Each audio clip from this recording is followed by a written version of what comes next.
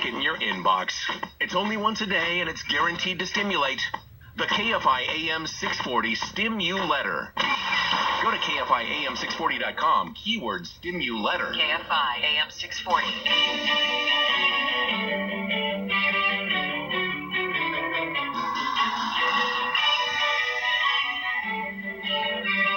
KFI AM 640, more stimulating Jock, the Dark Secret Place. Brian sits in here live until midnight next hour.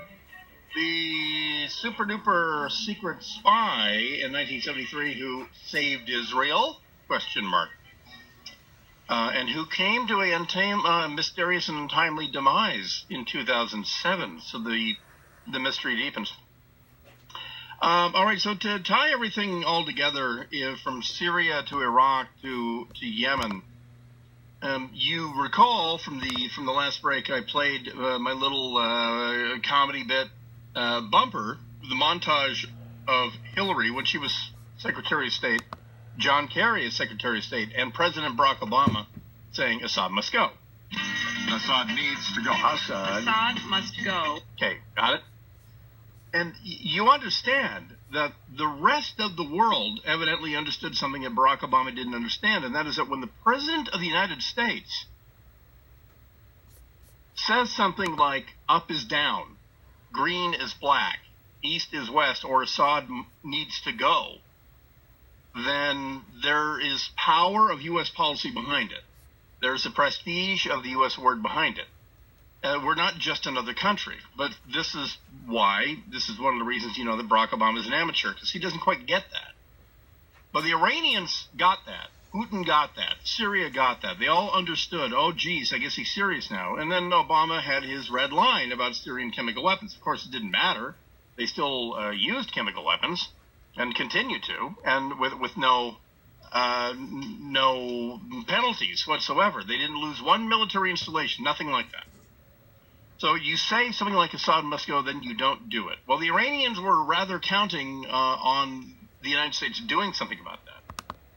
And this was when they initiated the operation to train, equip, and fund the Houthi rebels, who were perfectly content sitting up in the mountains in Yemen. Because the Yemeni government, the Hadi-led government, were not touching them. Really not much of a problem. And they didn't want to administer all of Yemen anyway. But there they were. The Iranians saw them as an asset, and they said, you know what? The United States is going to overthrow our buddy, Bashar Assad. Hopefully, and this is before Russia came in with both feet. At the time, the Iranians said, how can we stop this from happening, or what move can we make? And they looked around, they said, well, look, the U.S. is literally on the ground in Yemen. Let's overthrow that government. So this was not just a case of an internal civil war. This was a case of Iran interfering with a U.S. ally, and there being no penalty for them doing it. So that is why it's all one thing. The Iranian response to Assad must go was, oh, really? Well, let's just see how Hadi likes it. And they overthrew the Hadi government in Yemen. And yet we still don't see the connection. So the Iranians see the connection. They talk about it openly. And the foreign special operations force of the Iranian Revolutionary Guard is called the Quds Force. And the leader of the Quds Force is physically on the ground in Syria, except for when he's on the ground in Yemen. So there's absolutely no doubt whatsoever that there's a connection there. So now, for what reason? And the Houthi militia, they overran a lot of Yemeni army assets like Scud missiles, which they shoot at Mecca. They shot missiles at a Saudi military base south of Mecca. They could hit Mecca if they wanted, and you know what? They might want to, even though they're also Muslims. But they also are operating anti-ship missiles along the Red Sea coast of Yemen in the Hadeda province. And 2 weeks ago, they hit a former U.S. Navy vessel called the USS Swift. And if you're down there in San Diego, you probably saw that thing in San Diego Harbor 5 years ago. It's now in the service of the United Arab Emirates, and it's a fast catamaran sea lift craft, a really groundbreaking ship. But the Houthi rebels shot a missile into it and disabled it. Didn't sink it, but disabled it. And then they fired missiles at U.S. Navy ships. Well, was it a mistake? No, it's not a mistake, because the way they target is they have ships, they have boats actually out in the Red Sea confirming that's your target, not the one 10 miles to the south, but the one that you're talking about. They actually have eyes on their target, so they know what they're shooting at. Who's ordering them to shoot at U.S. Navy vessels? The Houthis really couldn't give a turd one way or another. They don't want to get bombed by the United States. Obviously, they were guided by Iran to fire missiles at the U.S. Navy. To what end? Well, the brass ring for the Iranians is the embarrassment of a U.S. Navy ship sinking in the Red Sea, and along with it, American prestige. And so that's what's going on.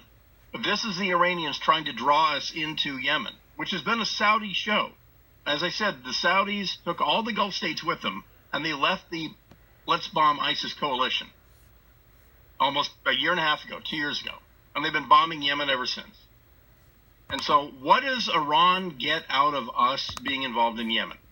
Well, they get the United States in yet another confrontation backing down. Because you know what? This White House does not want to get involved in Yemen.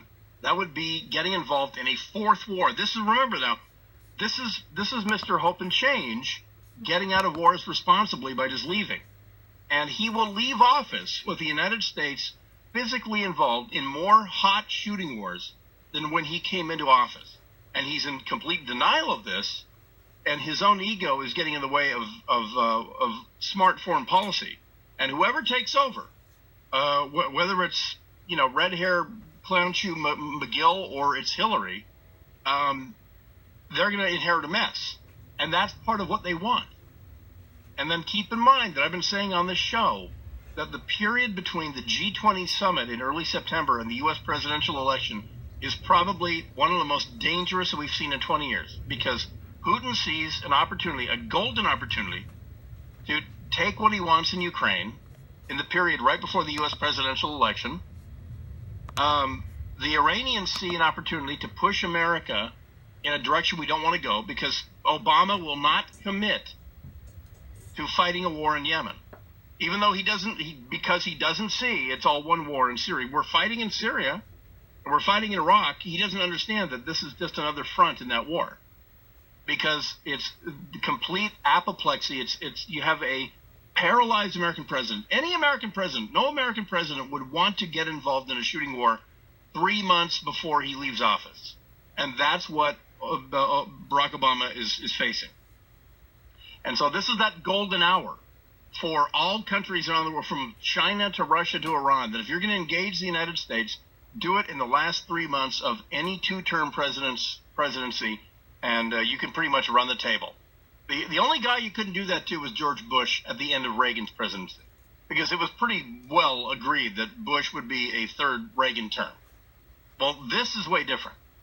But this is a very dangerous period that we're in. When we come back next hour, ISIS are sending their families out of Iraq, and a report that Russian diplomats' families around the world have been told to return to Russia was published by the U.S. News and World Report. We'll talk about that when we come back, because that might be kind of ominous. That and more coming back right after this. One more hour live until midnight, KFI AM 640, more stimulating talk.